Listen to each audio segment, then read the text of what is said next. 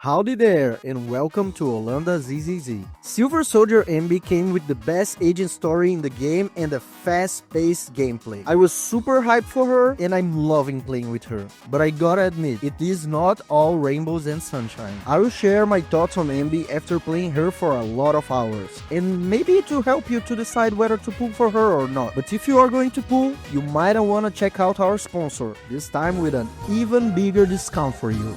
Want to top up in ZZZ and save money at the same time? Lootbar.gg got you covered. The process is simple, fast and secure, and they are offering 21% discount on all ZZZ top-ups. On the Lootbar website, select Zenless Zone 0 and pick your pack. Once you've selected, just type in your UID, choose your server, and that's it. On the pack that I choose, I saved almost $8 compared to the official store. In a matter of seconds, all the monochromes are in my account. The whole process is 100% safe, and you can confirm that by checking out the over 3,000 positive reviews on the site. And a lot of amazing creators are also using Lootbar, like Raiding Shotgun, Mordax, and Noka PT. And as a gift, you can click my link in the description to get an extra 8% off coupon. Thank you Lootbar for sponsoring this video. I'm having a blast with Anby. She's super simple, but she has a fast-paced execution that feels really satisfying to do. Her combo is basically basic attack, basic attack, basic attack, hold and popping marks when you can. But being simple doesn't mean boring to me.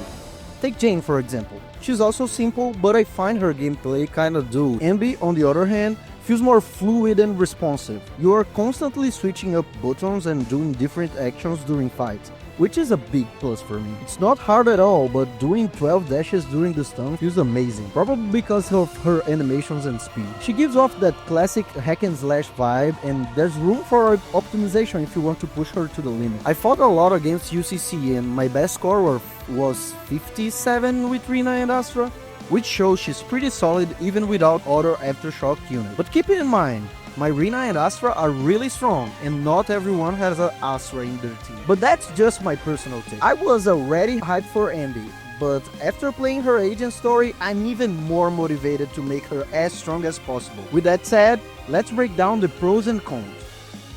She's ridiculously easy to play. It doesn't matter if you don't hold her basic attack at the right time, if you overcap her mark sometimes, or if you miss a few dodges, she's still going to perform well.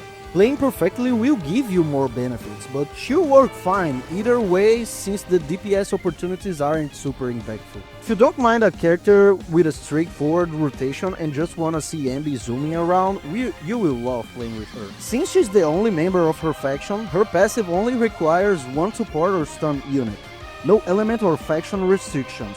No limitations like only stun or only support. She'll fit into any team you can think of. Playing through her story, I paired Anby with Trigger, and I think the future looks really bright for her.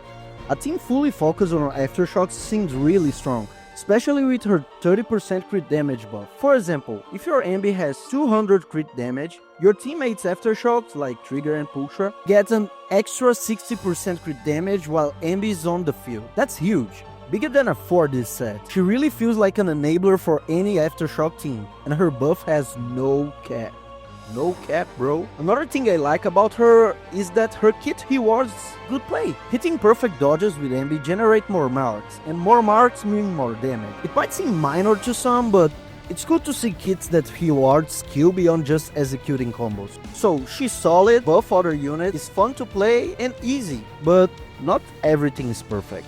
First, the obvious. Her niche isn't fully developed yet, and I don't think it'd be complete with just Trigger. It makes sense to me that a support focus on Aftershock or an Aftershock off few DPS like Bernice is on the way, which means would make Anby passive insanely good.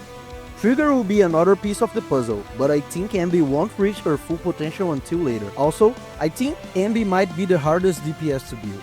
Her base kit only gives 19.4 crit rate, and her additional passive gives another 10%. That's it.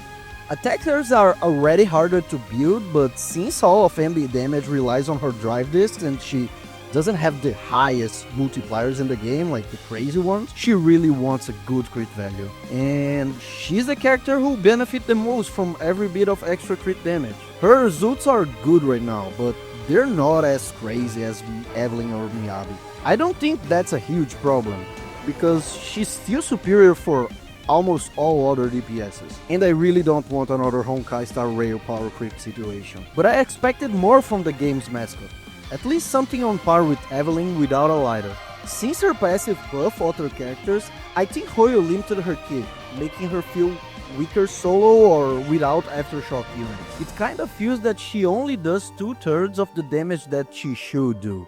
And Hoyo already planned for the rest of the damage to be from off-field aftershocks that she buffed. This is good, but it is also a problem because, well, her banner is now and you only have Pulchra. Another downside is the existence of Harumasa, a free unit, and Yanagi, who already cover electric damage really well and are easier to build. Sure, Anby is easier to play than both, but let's be real, Yanagi isn't that hard either. And with Vivian on the way, Yanagi is going to do numbers. If you already have a good electric damage coverage, that's another point against Anby. Competition is tough, and no, she's not significantly stronger than her competitors right now.